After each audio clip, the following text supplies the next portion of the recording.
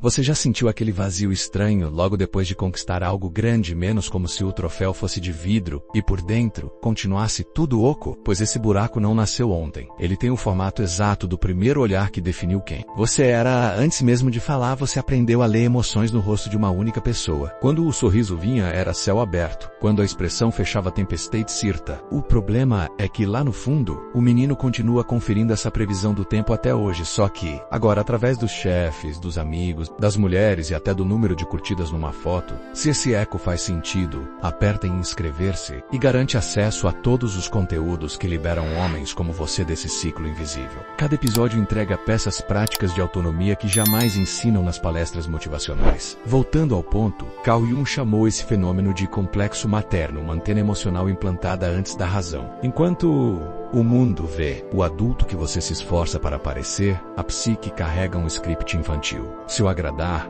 mereço existir. Se ela desaprovar, desapareço. É por isso que alguns homens brilham em público, mas derretem diante de um simples tom de desapontamento feminino. A conquista externa não silencia o radar interno. Ela só disfarça o ruído. Ouviu falar que tempo cura tudo, não cura. Só envelhece a ferida. O que cicatriza é consciência. Dar nome ao vazio, expor a raiz, escolher reagir como homem, não como menino. Ao longo deste vídeo vamos abrir essa case sopreta juntos e a cada minuto você vai aprender a transformar saudade em soberania, culpa em clareza, aprovação em bônus, não em necessidade. Fica comigo até o final. A liberdade começa na palavra certa, dita na hora certa, para o destinatário certo. Você mesmo lembra do dia em que você percebeu que a nota 10 na prova, o sim, senhora pontual ou o prato limpo arrancava um brilho diferente nos olhos dela? Naquele instante, sem manual nem conselho, você vestiu a fantasia de filho exemplar. Parecia uma troca justa, devoção por carinho. O problema é que a fantasia cresceu junto com você, costurada por anos de pequenos, não vou decepcionar. Hoje ela aperta o peito, mas você segue usando, porque tem medo de descobrir quem é sem esse uniforme. A lógica da máscara é cruel. Você só recebe aplauso quando a performance é impecável. Qualquer falha vira ameaça de desamor.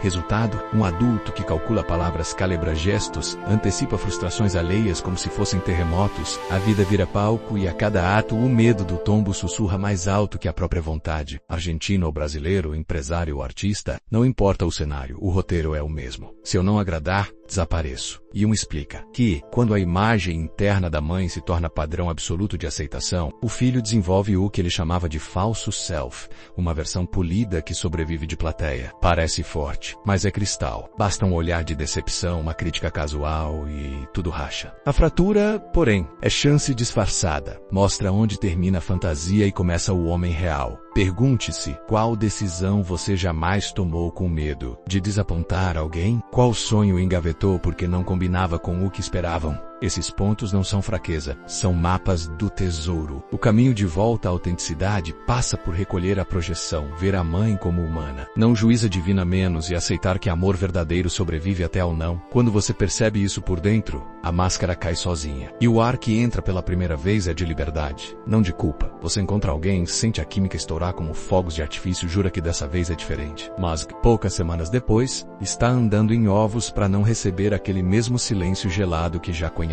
de outros carnavais. Coincidência? Não. É seu inconsciente levantando o palco mais caro do mundo para reprisar a primeira peça que assistiu, a dança da expectativa materna. Cada gesto dela que lembra, ainda que de longe, o afeto ou a ausência da sua mãe aciona um script que você não escreveu, mas interpreta de cor, a mente chama isso de amor. E de projeção. Enquanto o corpo vibra, a psique tenta concluir uma história inacabada. Você não busca uma parceira. Busca a possibilidade de ouvir pela primeira vez. Agora, tá tudo bem. Só que nenhuma mulher adulta pode desempenhar esse papel sem quebrar. Ao tentar curar a criança em você, ela acaba se sentindo mãe de um homem que jamais conheceu. Cansa, frustra, confunde. Quando ela finalmente recua, o menino chora abandono. E o ciclo recomeça com outro rosto. O antídoto não é virar cético, muito menos evitar relacionamentos. É tirar o holofote de fora e iluminá-lo dentro. Pergunte-se, sem filtro, o que espero secretamente que ela conserte? Qual emoção infantil explode quando ela hesita, atrasa a resposta ou critica um plano meu? Toda resposta honesta é parte do mapa de fuga desse labirinto. Quando o homem devolve à própria história a tarefa de se curar, a mulher deixa de ser enfermeira psíquica e volta a ser parceira real, com defeitos humanos, virtudes possíveis e limites claros. É aí que o amor genuíno começa. Não quando ela tampa o buraco da sua infância, mas quando você põe chão firme sob os próprios pés e convida alguém para caminhar, não para carregar. Você quase fecha um contrato que mudaria sua vida, mas sente a garganta travar na última reunião. Recebe um elogio pelo ótimo trabalho e, em vez de comemorar, pede desculpas por não ter feito mais. Essa freada repentina não é falta de talento, é um avião puxando o freio de mão no meio da decolagem. Tudo para não ultrapassar a altura em que sua mãe ficou presa aos próprios sonhos. Existe um pacto silencioso que muitos filhos firmam sem perceber. Não serei mais feliz do que ela foi. Não se trata de lógica, e sim de lealdade, a forma mais antiga de gratidão. O raciocínio subterrâneo diz: se eu acender demais, provarei que ela falhou. Melhor então permanecer num patamar que não a faça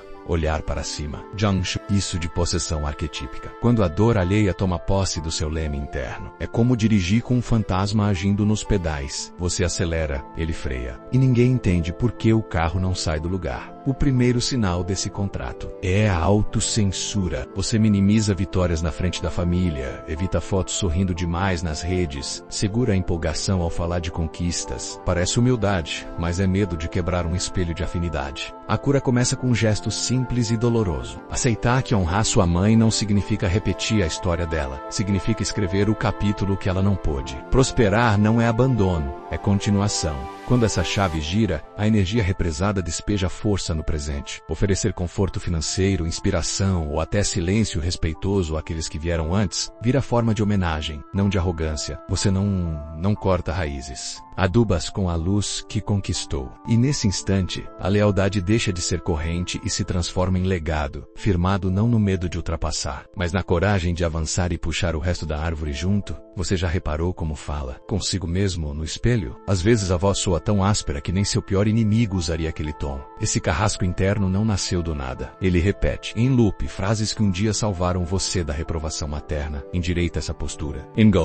Choro não faz feio. Quando criança, cumprir essas ordens garantia migalhas de segurança. Hoje, a mesma voz governa seus dias como um general que nunca dorme, exigindo perfeição antes de permitir descanso. Afeto ou simples prazer, sintoma mais claro, é a pressa. Você acorda já devendo, responde e-mails durante o café, malha pensando nos relatórios, sorri sem sentir vontade. Qualquer deslize vira julgamento sumário. Fracassou de novo? A punição? Culpa silenciosa, aquela náusea disfarçada, que acompanha até o lazer. E um diria que o arquétipo materno, quando ferido, ocupou o trono da psique. Você virou súdito do próprio radar de falhas. A saída não é lutar contra a voz, menos ela vive de conflito. O caminho é algo contraintuitivo. Sentar-se à mesa com ela. Pergunte com firmeza e curiosidade. De que está tentando me proteger? Quase sempre a resposta é medo de exclusão, pavor de repetir antigas vergonhas. Ao nomear o temor, você o diminui. Ele deixa de ser monstro e vira criança assustada. E criança, você não expulsa, acolhe e pratique microataques de compaixão. Radical. Errou um prazo? Reconheça. Repare, mas sem chicotes mentais. Sentiu-se exausto no treino? Permita descanso sem rótulo de fraqueza. Cada gesto reescreve o script interno do comandante que grita para o mentor que orienta. Não se trata de permissividade, sim de maturidade. Só um homem capaz de cuidar de si consegue liderar-se. Por extensão, liderar qualquer coisa, além de si. Feche os olhos por um instante e imagine uma escada estreita, iluminada só pela lanterna que você segura. Cada degrau é um ano da sua vida.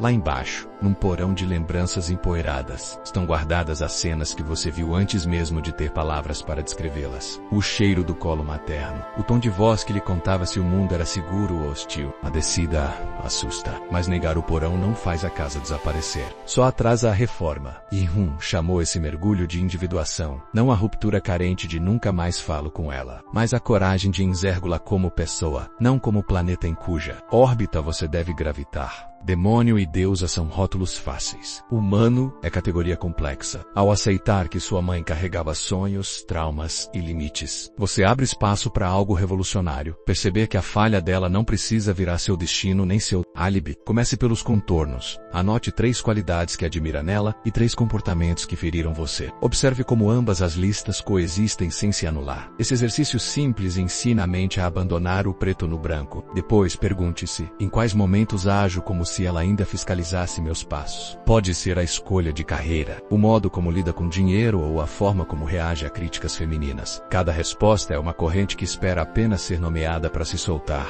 A descida não termina num baú de culpas. Termina numa sala cheia de espelhos intactos. Ali, você vê quem de fato é, sem o filtro das expectativas maternas e sem a sombra do ressentimento. Descer, portanto, não é afundar, é resgatar. É voltar à superfície menos reflexo e mais à minha origem. Capaz de honrar o passado sem deixar que ele pilote o futuro, pare por um segundo e visualize o instante em que percebe que já não há ninguém no banco do carona menos só você, estrada aberta e o som do motor obedecendo ao seu pé. Essa cena cabe em qualquer contexto, carreira, relacionamentos, propósito. Ela simboliza o ponto exato em que a vida deixa de ser reação, a história de outra pessoa, e passa a ser ato de autoria. A antiga ferida ainda dói, sempre, mas agora funciona como cicatriz. Isola lembra onde doeu e aponta para onde nunca mais precisa doer. Para transformar dor em potência, troque a pergunta por que aconteceu por o que vou construir com isso, essa virada química, postura, decisões. Quando o homem decide que a cicatriz será alicerce na desculpa, ele cria algo que nenhuma herança familiar pode dar.